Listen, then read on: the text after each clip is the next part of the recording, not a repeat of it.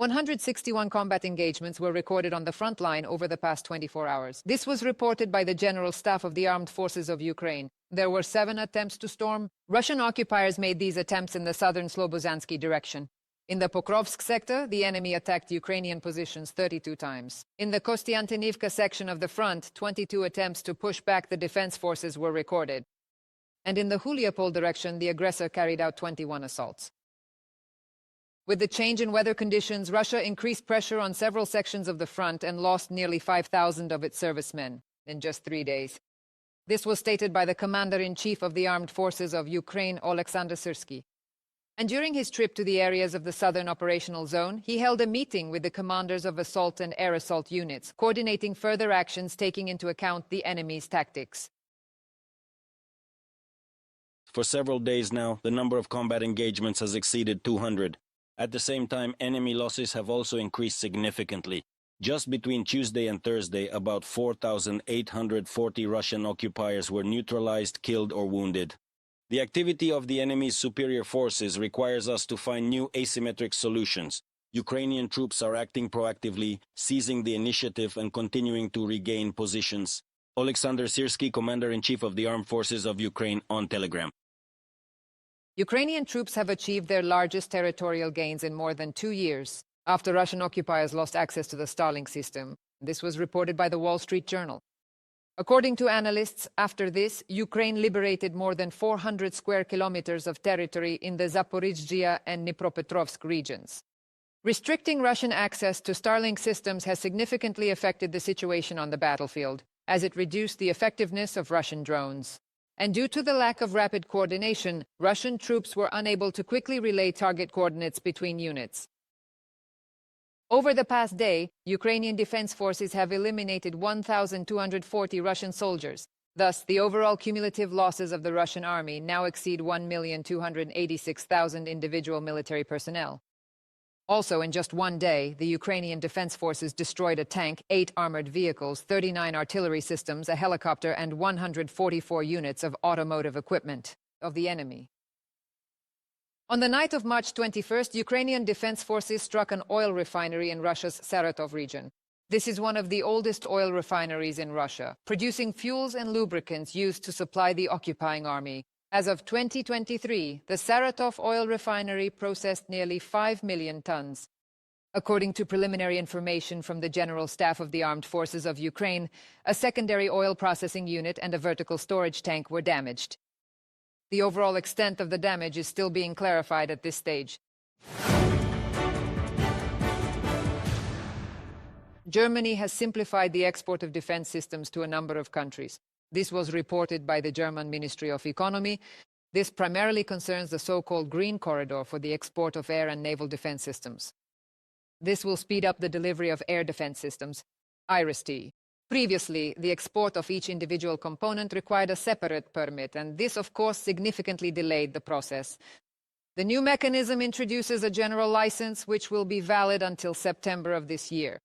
Ukraine is included in the list of countries, as well as some states of the Persian Gulf. On the night of March 20th, Ukrainian defense forces struck targets at the Alchevsk metallurgical plant in the temporarily occupied territory of Luhansk region, according to the General Staff of the Armed Forces of Ukraine. The facility is involved in the production of artillery shell casings and in manufacturing armored steel for Russian military equipment.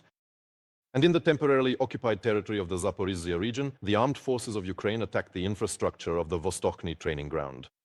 Such strikes on the tactical rear of the Russian army weaken its offensive and defensive capabilities. Analysts from the Institute for the Study of War claim, and long-range strikes deprive the enemy of resources for a large-scale offensive.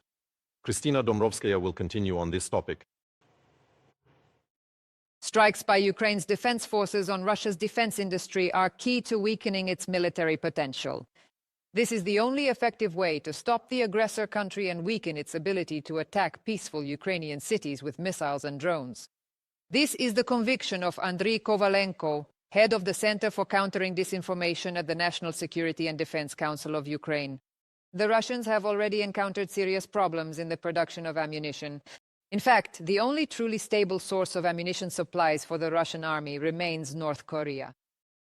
Over the past month, no fewer than 5 enemy chemical industry enterprises have come under attack, and each of them multiple times. They are involved in this process, and without them, production is essentially impossible. In addition, manufacturers of microelectronics have been attacked, as well as the Votkinsk plant, which produces Iskanders, Oreshnik, and other missiles. All of this affects production logistics, supply to the front, and disrupts the Russians' plans.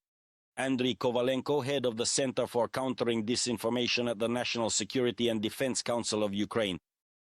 On March 17th, Ukraine's defense forces struck one of the enemy's key aircraft repair plants in Staraya Russa, Novgorod region, according to the General Staff of the Armed Forces of Ukraine.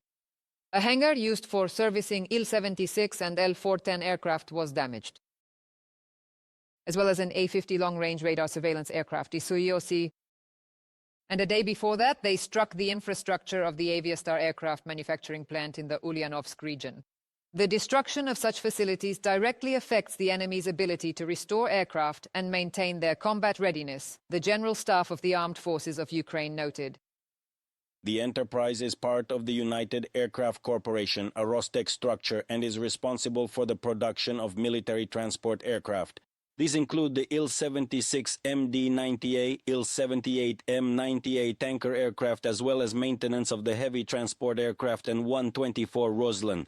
According to preliminary information, a climate shelter and an aircraft parking area were hit. Some of the aircraft on the premises of the enterprise sustained varying degrees of damage. From the statement of the General Staff of the Armed Forces of Ukraine on Telegram.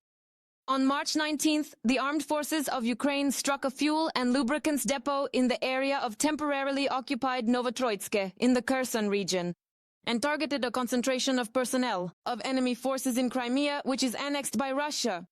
They also struck ammunition depots in the territory of Donetsk region temporarily occupied by Russia. Ukrainian bomber drones destroyed 6 BM-21 Grad multiple rocket launcher systems at once. And operators from the 59th Assault Brigade's drone battalion used an FPV drone to destroy a Russian K-52 Alligator helicopter. Its cost is approximately $16 million.